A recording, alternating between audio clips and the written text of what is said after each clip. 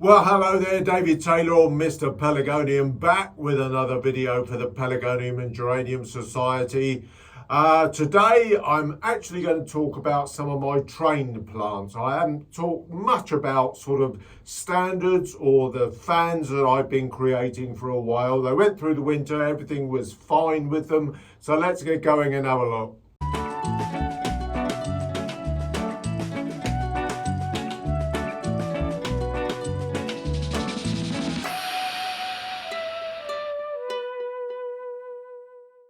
Well, hello, it's good to see you again. I'm actually filming this at the end of May. I mean, it's the 29th, Monday the 29th of May today. And the weather in the UK, it has to be said, has gone completely opposite to what it was like earlier in the spring. You may remember I was complaining non-stop about the cool, damp, cloudy weather, very wet months of March and April. But other than the first week of May, here in southern England, it has been non-stop, wall-to-wall sunshine. It's becoming a bit of a pain because it's actually moved a lot of stuff on, probably more than I would want it to be quite honest. But there we are, it's the way it goes. I knew it would probably balance itself out as soon as I started to really complain about the weather, but there we are, that's the way it goes. So there's my little moan about the weather out the way anyway. For this video, I'm actually going to talk about my trained plants because I've got 3 fans. I've got a good number of standards, as everybody knows. So let's get going with the fans and I'll get my tricolour, which I think we haven't seen for a little while. So we'll pull this one up first. Right, now this is my trained plant of Mrs Pollock. It's a fairly simple sort of reddish flower. It has got a couple of slightly dead and dying leaves on it. Now the main thing that I actually initially need to do is there's a big stem there. I've also got a couple of reverted leaves. This is going back to the original plant because the original plant was a fairly simple zonal. And I'm just going to take those off because they're just ordinary green leaves. Doesn't seem to be going over to the ordinary plant anywhere else, so I'm not overly concerned. Having said that, there is another one there as well, so I'll take that off. But I'm just going to do a little bit of work then, just tidying this up. Now I do have to say that I probably ignored these a little bit, but realistically they haven't needed a great deal of work doing to them. They were tied in over the winter. I'm just going to tie this in a bit here. There's a loose stem. We've got another loose stem over this way, I think. A slightly dead leaf there. But it's not done too bad. I'm going to tie this leaf in here. I think what I may do is pull this taller stem across. Now, I probably will take this to the show, primarily, if nothing else, just to get some numbers on the bench. Right, now of the 3 standards I've got, I mean, this is probably the biggest, to be quite honest. Obviously, in terms of leaf, it's the most colourful. It's not got the most bloom on, probably the most open. I mean, we've got to have a look at the other 2 bicoloured ones that I've got going on. But obviously, the tricolour colouring, you know, does set it off a bit. I'm going to pull this one across, primarily because I've got this other stem here, and I can probably use this to tie this in as well, actually, because I've done an extra long piece of string. Yeah, there we are. There we are.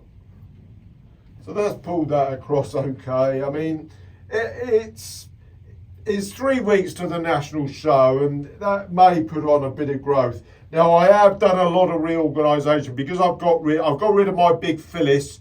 Where I'm filming, the tripod is actually right where the big Phyllis was, but that's gone out now.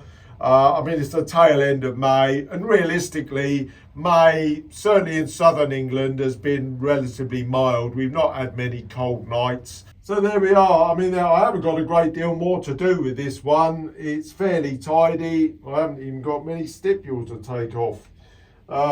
It's looking okay. So we've got a few blooms just beginning to form.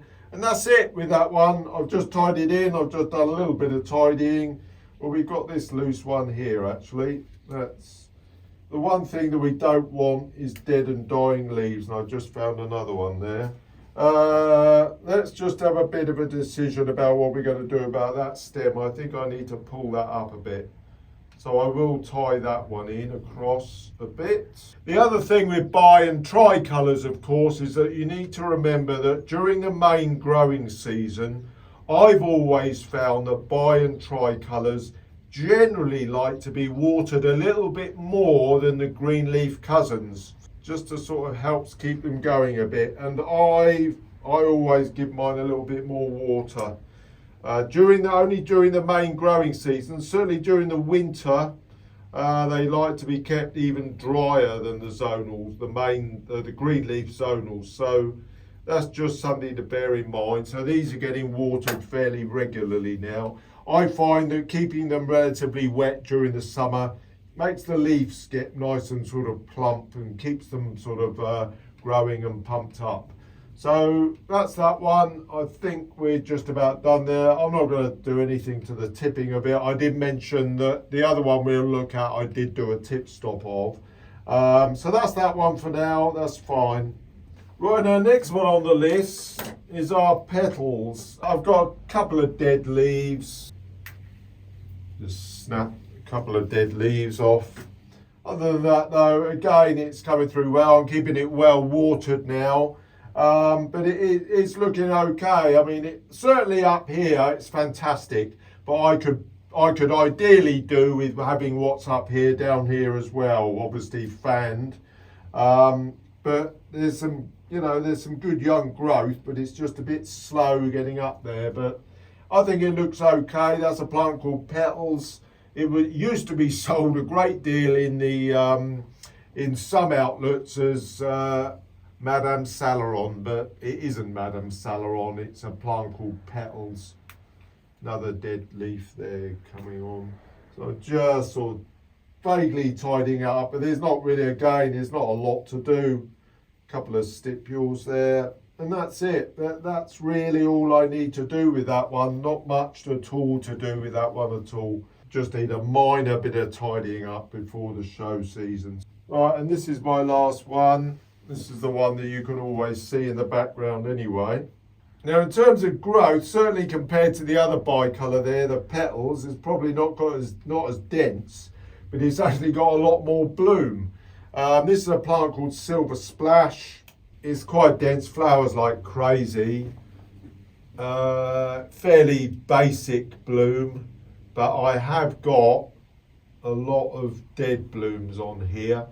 This has been flowering for quite a long time, and I'm just actually going to pick some of these off. You can either buy these sort of frames or make them up. Now in this case I've made them up.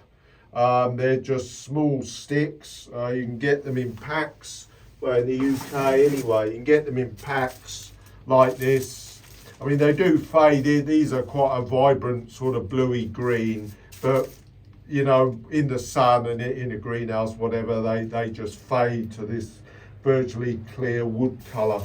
And I just sort of get a little bit of wire, fine horticultural wire, and just tie them together. It's relatively straightforward. I'm sure that I did show it previously. But the one problem that I've got here, I've got a lot of blooms that have actually gone over now. So all these need taking out. But the concern with this is it could have done with just, this is almost opposite to the others. This is relatively dense around the middle, but it could just do with a bit more width ideally. But you know, again, it's a plant that I probably will take to the show just to show interest, and I like to really sort of be able to indicate to people what you can do with pelargoniums. You can shape them into all of these, you know, various shaped trained plants. We'll go, I mean, I've done a number of sections on standards, but I'll show you my Berry Zest Angel in a moment, which is doing fairly well. So there we are. That was the one that's got the most blooms that were going over. There's another one there, I'll get rid of that. It's 3 weeks. I mean, there's a lot more following on here. So you can see the progress of that as time goes on, because that stays there at the back.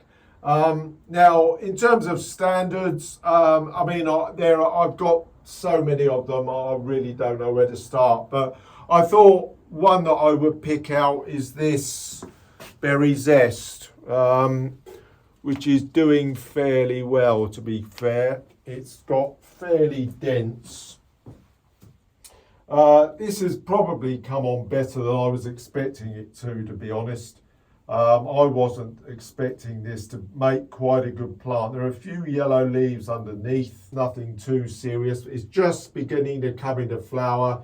It's covered in bud, and I'm potentially hopeful that this will make something fairly decent for the show. Now, this is I say it's a relatively young plant. It's actually getting on for 3 years old.